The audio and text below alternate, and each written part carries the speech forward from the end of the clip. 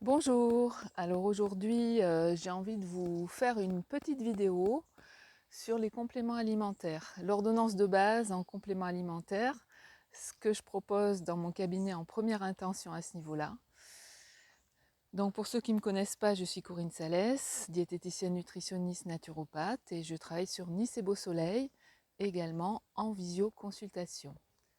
Donc aujourd'hui, vous voyez, je suis dans la nature. En tant que naturopathe, ma foi, c'est l'idéal. Ça change un petit peu des vidéos que je vous faisais jusqu'à présent. On va s'acheminer petit à petit vers une alimentation peu transformée, plutôt brute, et si possible cuisiner à la maison, ce qui va nous permettre d'augmenter la densité nutritionnelle et micronutritionnelle des aliments. Première chose. Et ensuite, on va passer aux compléments alimentaires de base. Donc tout le monde est carencé en magnésium aujourd'hui, même si on mange correctement. Pourquoi? Parce que notre style de vie, avec le stress et avec on est assez speed aujourd'hui dans notre vie. Voilà, on a le style de vie moderne, même si on essaie de se privilégier. Il arrive quand on habite en ville, voilà, on a des micro-stress dont on n'est même pas forcément conscient et qui vont faire qu'on va éliminer notre magnésium dans les urines. Dès qu'on a un stress, ça provoque une contraction des muscles lisses et une élimination du magnésium dans les urines. Donc carence en magnésium, d'autant plus que nos légumes même bio poussent sur des terrains qui ne sont pas enrichis, réenrichis par du compost, sauf si vous avez un petit producteur local qui fait des bons légumes. Alors le critère pour savoir si un légume ou un fruit est riche en micronutriments, c'est le goût. S'il a bon goût, s'il a du goût, vous êtes sûr que dedans il y a des bons oligoéléments et des bons micronutriments. Donc ça peut vous orienter pour choisir la densité nutritionnelle d'un aliment. C'est le goût. Le vrai goût d'un aliment brut et non transformé, par exemple un chou blanc coupé en tranches, en lamelles très très fines, il a du goût, il n'a pas de goût. Et s'il n'a pas de goût, on n'a pas envie d'en manger. Et donc du coup, on va s'en priver. Donc aller si possible vers des légumes bio ou de petits producteurs, c'est encore mieux. Quelquefois ils ont encore plus de goût, des petits producteurs qui vont enrichir leur terre avec du compost, éventuellement du fumier, de l'humus, etc., qui vont rééquilibrer avec ce qu'on appelle du lithothamne, qui est très riche. C'est une algue de fond de mer qui est très riche en minéraux et donc on rend à la terre ce qu'on lui prend. C'est le cycle naturel. Et donc on produit des aliments qui sont nourrissants. Et avec ces aliments-là, ces légumes-là, vous aurez moins besoin de prendre des compléments alimentaires à côté. Et en plus, ces micronutriments sont dans la matrice alimentaire, ce qu'on appelle, c'est-à-dire qu'une vitamine C est beaucoup plus assimilable dans une véritable orange qu'en comprimé d'acérola, même si c'est très efficace aussi. Voilà, donc parce qu'il y a toute une matrice avec une synergie d'autres micronutriments très importante et de macronutriments qui fait que la vitamine C par exemple est beaucoup mieux assimilée dans un vrai aliment. Donc concernant les compléments alimentaires, donc le magnésium, là on doit faire des cures aujourd'hui de magnésium. Et moi, ce que je propose, c'est du bisglycinate de magnésium, parce que c'est le mieux assimilé, il ne fait pas mal au ventre. Tout ce qui est citrate citrate, c'est pas mal, il faut que ce soit mélangé. Vous pouvez faire un mélange de bisglycinate, de citrate, de glycérophosphate de magnésium, mais souvent le magnésium marin par exemple, ça fait mal au ventre parce que ça fait arriver l'eau dans l'intestin, c'est osmotique. Et le citrate, il ne faut pas en abuser parce que c'est un alcalinisant et donc ça peut alcaliniser votre estomac et vos intestins et ça peut perturber la digestion. Voilà, donc un bon bisglycinate de magnésium associé si possible avec de la taurine, des vitamines B, éventuellement un peu de citrate qui va alcaliniser le terrain. Puisque plus on est acide, plus on va perdre nos minéraux et notamment notre magnésium et notre calcium. Et il faut savoir que le magnésium est indispensable à la construction osseuse, donc aussi pour les dents, pour l'ostéoporose, pour les enfants en croissance, etc. Donc le magnésium. Ensuite, la vitamine D. Alors la vitamine D, tout le monde est carencé en vitamine D aujourd'hui parce que personne ne va au soleil. Les gens travaillent, ou très peu de personnes, les gens travaillent dans des bureaux. dans des environnements clos, ou alors les gens restent chez eux sur le canapé, devant la télé ou devant leur ordinateur la plupart du temps, pour ceux qui font du télétravail ou même le week-end. Les gens sortent beaucoup moins qu'avant, sont moins exposés à la lumière du jour, et donc la carence en vitamine D est généralisée, et donc c'est une vitamine qui est très anti-inflammatoire et qui est très très importante pour le système immunitaire.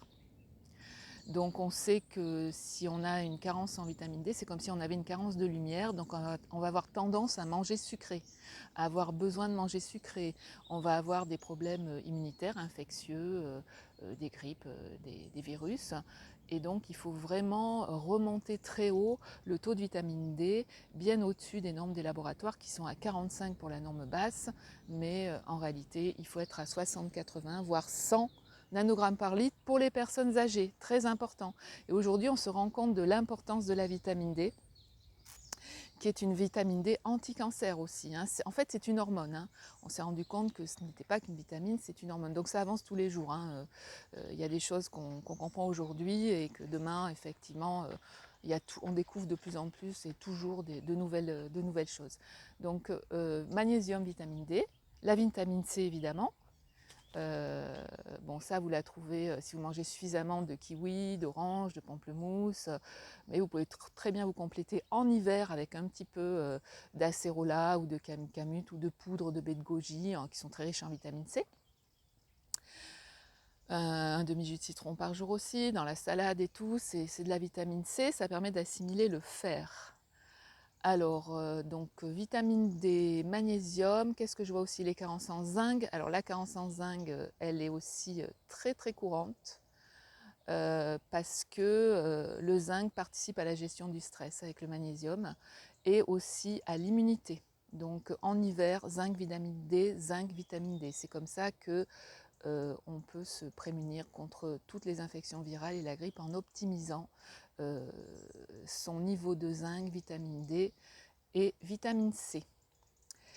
Ce que je propose aussi en général en première intention, en ordonnance de base, à part le magnésium, la vitamine D, parce que je vois que c'est très bas. Le magnésium, on peut le mesurer en faisant le magnésium érythrocytaire à l'intérieur des cellules, parce que le magnésium se trouve dans les cellules, donc ça ne sert à rien de faire un ionogramme sanguin pour mesurer le magnésium. Ça ne donnera pas la quantité que l'on a dans nos cellules. Donc magnésium érythrocytaire. Mais c'est pas la peine de le doser, on sait qu'on est carencé de toute façon, donc voilà. On fait des petites cures, 3 mois minimum pour recharger, et après on fait une cure 3 fois par an, ou quand on en sent le besoin, notamment quand on se sent irritable, qu'on dort mal, qu'on a les paupières qui sautent, qu'on a des fourmillements au bout des doigts. En fait, ce sont des signes, l'irritabilité, ce sont des signes, la fatigue aussi, les signes de carence en magnésium. Donc magnésium, vitamine D, zinc, très important pour le système hormonal aussi, de la femme et de l'homme, de l'adolescent. Les oméga 3, alors il faut savoir que les oméga 3, on les trouve dans les huiles des petits poissons gras. Et aujourd'hui, qui mange au moins 400 grammes de petits poissons gras crus par jour? Je vous pose la question, moi-même j'en suis pas là. Donc, et on a trop de oméga 6 qui sont inflammatoires à travers donc toutes ces graisses trans, ces graisses hydrogénées. L'huile de tournesol aussi en contient beaucoup. Toutes les autres graisses contiennent beaucoup trop d'oméga 6, voire de l'acide arachidonique qui est inflammatoire quand on mange trop de viande rouge ou de produits laitiers. Donc c'est toujours bien d'avoir un équilibre, c'est-à-dire que le rapport oméga 3 oméga 6 doit être en faveur dans tous les cas des oméga 3. Ça ne veut pas dire qu'il ne faut pas manger d'oméga 6. D'oméga 6, vous en avez dans les huiles végétales non raffinées bio, notamment l'huile de colza, l'huile de noix, qui sont riches aussi en oméga 3. Mais les noix sont très riches en oméga 3 végétaux aussi. Vous avez aussi l'huile de lin, l'huile de cameline qui est riche en oméga 3. Mais ces huiles, certes, elles ont 45% d'oméga 3 végétaux, pour l'huile de lin, l'huile de cameline à peu près, mais il y a aussi des oméga 6. Donc dans la nature, il y a toujours un équilibre.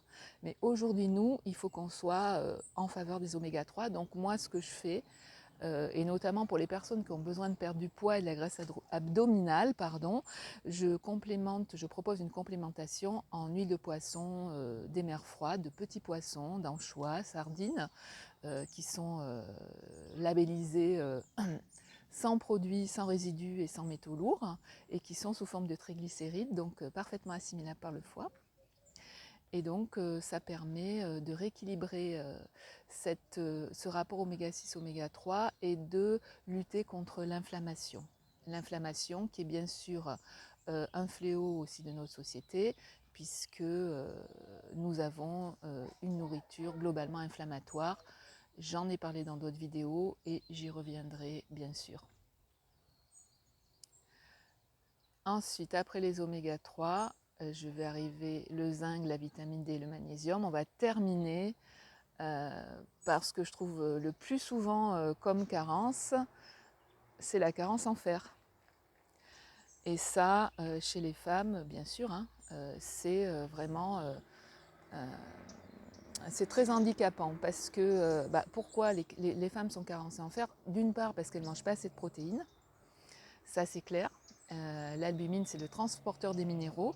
Donc si on ne mange pas assez de protéines, on ne va pas assimiler et transporter nos minéraux. Il y a aussi les problèmes d'assimilation intestinale. S'il y a un syndrome d'intestin irritable, une inflammation intestinale, une dysbiose, et s'il y a manque d'acide chlorhydrique dans l'estomac, le fer sera mal assimilé.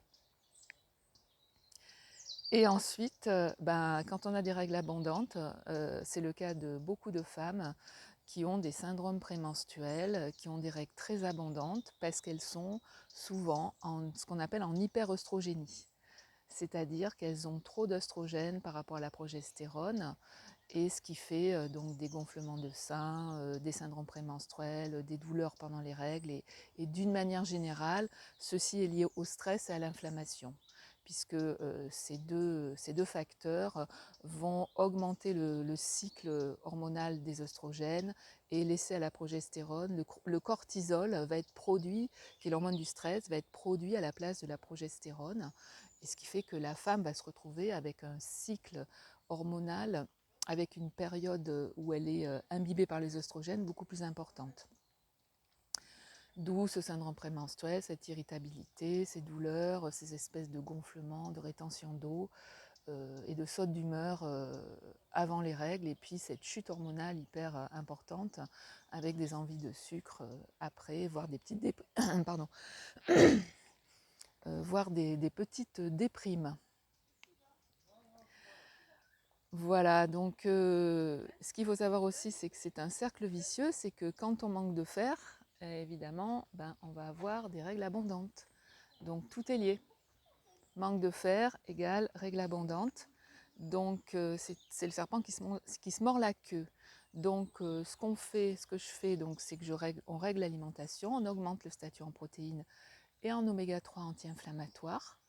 Et puis on peut, avant de donner du fer, on fait tout ça, parce qu'il faut savoir que le fer est pro-inflammatoire. Il ne faut pas en donner si on n'est pas sûr qu'il soit bien assimilé.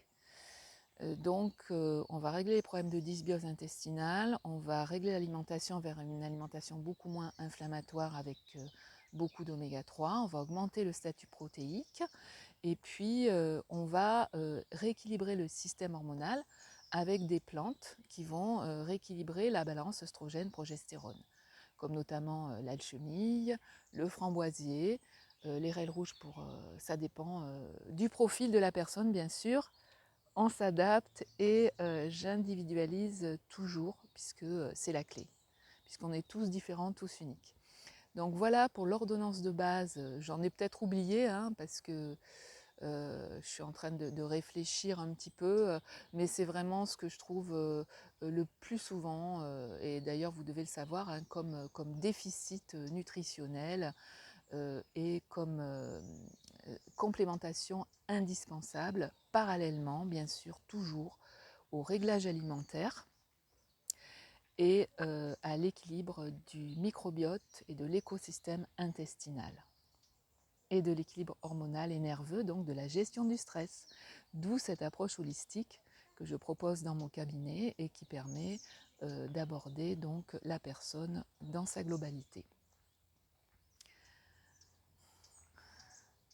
Eh bien, je vous remercie pour votre écoute et on se retrouve dans d'autres vidéos pour approfondir tous ces sujets de nutrition, d'alimentation, de compléments alimentaires, de gestion du stress et des émotions.